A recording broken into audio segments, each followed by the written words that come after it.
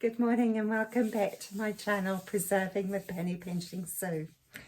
Today I'm really excited to be showing you my new toy. These were on special recently at Briscoe's. So they did start off at a very high price of $549, but they were on special for just under $200. So anyway, I've had an Instant Pot before, but it did not have the canning feature. So you can't just use a regular Instant Pot. This is a new one.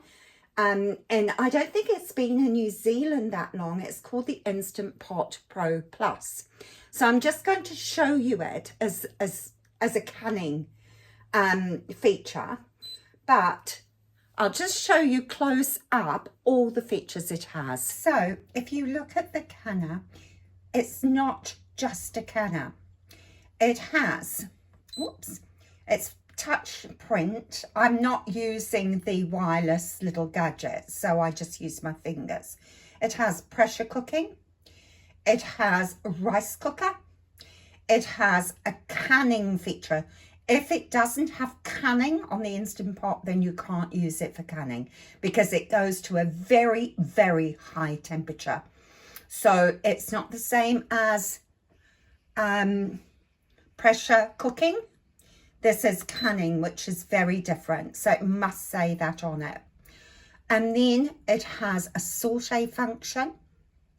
It has a slow cooker, a steamer, a yoghurt, and a soup function. It's very easy to use. Why I bought an Instant Pot a few years ago is because I loved the fact that it's got a stainless steel bowl. However, my old Instant Pot is not able to do canning. I still love my Presto canner for bulk items because I can use the big litre jars in here. This is a small canner. It's really awesome for making small quantities. So I've made this of bone broth. I wanted to trial out some baked beans the other day, and I am finding it really difficult to get navy beans. So I just canned up these 3 jars, and I practiced with some other beans to make baked beans. I've already eaten them, so I can't show you them. They were tasty, but they were very mushy. So I know that they're not the beans for baked beans. So I'll have to keep experimenting. And this little canner allows me to do that. So the canner will not fit large 1 litre jars. It fits 500 ml or pint sized jars. So these are too big. So if you want if you've got a big family or you want to cook in litre quart-sized jars, then you do need a proper big pressure canner.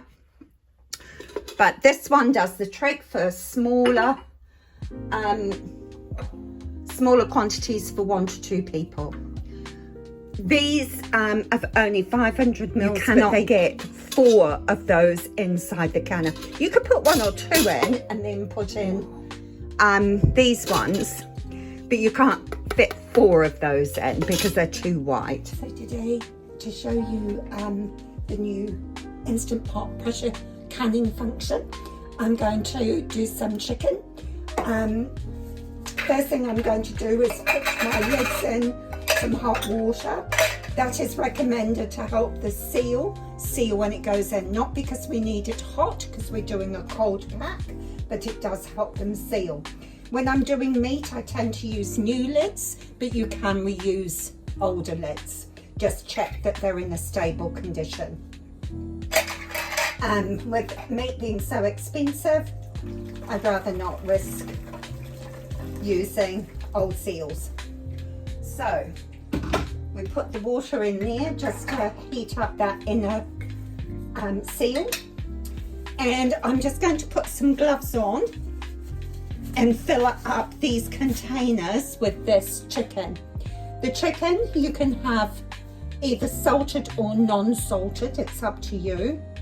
And you just chop it up into bite-sized pieces, and then we're just going to put them in cold jars. No need to sterilize the jars, just cold jars, cold food. So I'm going to get on and put that in the jars. Okay, I've nearly filled the jars. You fill them up. You're not going to use any water because this is raw pack, cold pack, and the chicken will make its own juices as it's cooked. So we could use any size of these jars and still pressure can it for an hour and 15 minutes, so 75 minutes. However, I do not want such big jars. I want smaller jars, so I've decided to do that in these smaller jars, and that is good, but you still have to can it for the same amount of time. So anything a pint or 500 mils in smaller is still 75 minutes. We want to pack it down quite tightly. There we go. You may be pressure canning like I do, seasonal foods that are on special, long-term food security, whatever your reason. This is a very useful gadget. The next thing to do is wipe the rims. Very important process. I'm just going to wet my cloth first in hot water, and then I'm going to use the vinegar to wipe round the rims. So I don't always use vinegar, but I do on fatty food or food that has got meat in it. I chose to put salt in with my chicken, but you don't need to use salt. You can even put dried herbs in with it. I prefer to keep mine plain because then I can zhuzh it up in different dishes. So they're all cleansed, and now I'm just going to screw the lids on fairly tightly.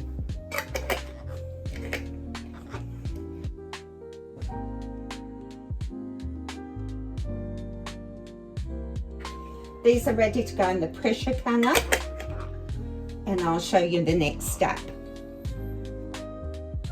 When you're pressure canning in this, the trivet stands very high if you put it that way round.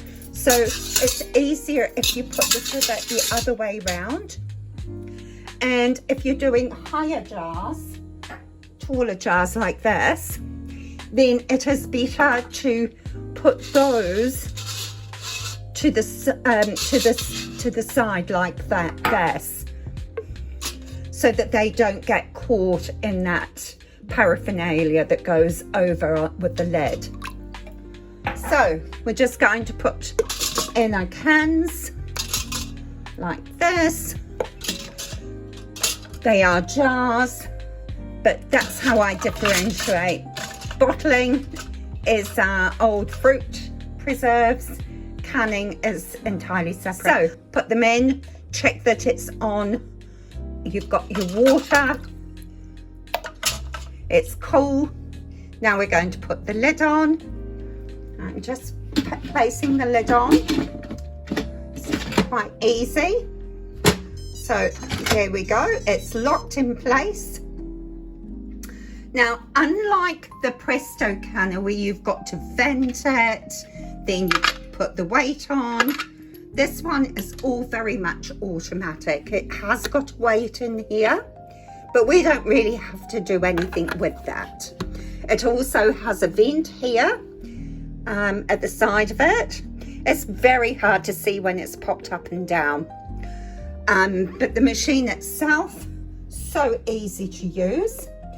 So let's have a look. It's off. Let's put the canner on by touching, or if you want to do the, it does have a little remote control that's on Wi-Fi, but I'm not using that. So I don't want the pressure cooking, I want the canning function. So I'm going to press canning, and it's automatically come up with the time I desire, 1 hour 15 minutes. But if you need to change that time, if it doesn't come up with the time you want, then you just turn the dial. You just go like this and turn the dial up and down. Can you see that? So we do want it on an hour 15. Then we have got this here. This switch here says pressure. It's got different features. So the feature is low and high. We want high because we're pressure canning. Then we look at the next feature, which is venting. There's different ventings. There's pulse, there's quick, but we want the natural venting. So this is all automatic. There is nothing we need to do except check that we're on pressure canning, we've got the correct time, we're on high pressure, and we're venting naturally. Then we just press start. There we go, press start. So you can see it's now on. We don't need to do anything else because it will come up to temperature, and that is, it will self-vent. We don't have to time it. It's all inbuilt into this machine. It has got the Wi-Fi option here. So I will come back to see when it's actually got up to temperature and starts cooking. Then you will not be able to open it, and you must not open it once it's on. If you want further information of testing this appliance, then I suggest you go to the YouTube channel Rose Red Homestead. Now, she's an amazing lady. She does have qualifications in cooking sciences, and so she's had this tested, and so she can verify it. She's also got some really good recipes for canning. I don't tend to do that because I don't have that science background. I'm just a home canner and bottler, and so I like to share what I know and help to encourage you to do your own canning or bottling of food. Okay, we'll come back to this in a moment. The pressure canner has just beeped, so it is now starting to come up to pressure. The beeps, just ignore it, just means it's doing its job. You can see all the steam starting to vent. I'm not sure if you can pick it up on the camera, but you will see it starting to vent. There's nothing we need to do though. And if you look here, you can see the red button. That means it's locked, so you cannot open it, and it would not be safe to open it.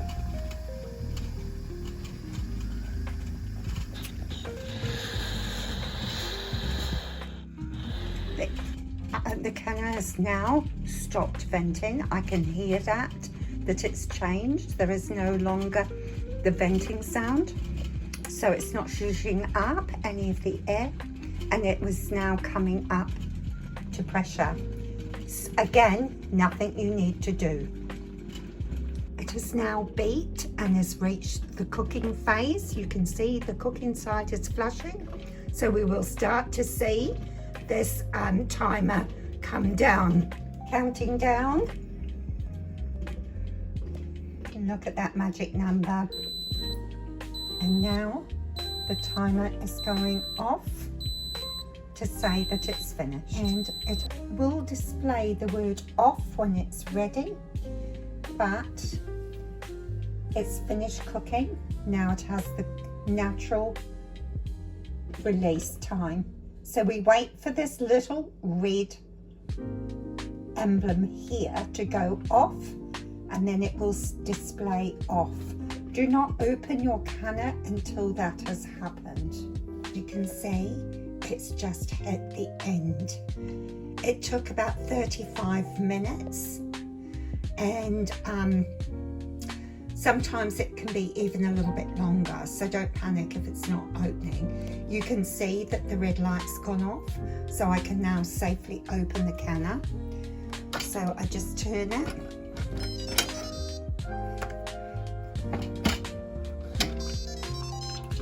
And it's got this really handy little thing here,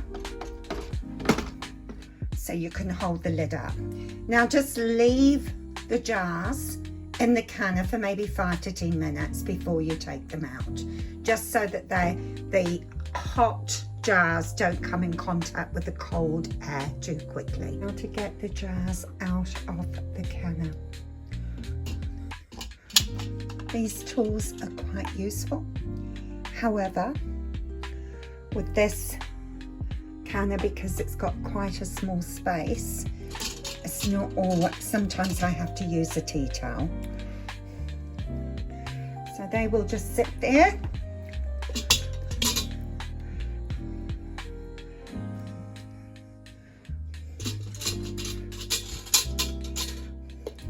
They will sit there, and then don't they look just beautiful?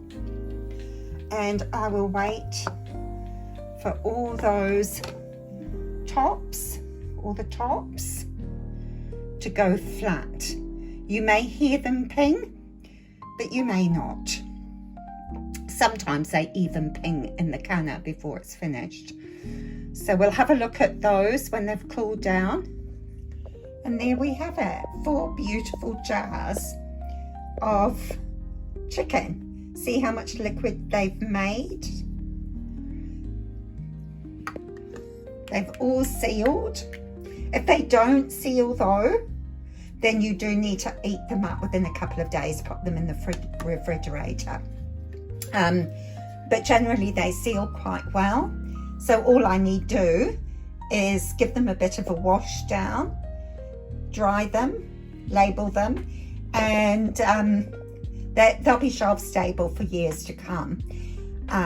Not that they'll last that long. Now for those 4 jars, I used 1.5 kilos of chicken, just so you get an idea. If you are interested in starting a canning journey, then this might be a good introduction for you. If not, I do find my Instant Pot absolutely amazing for lots of other features, but it is only the Instant Pot Pro Plus that has the canning feature. So there we go. Have a wonderful day. Bye for now.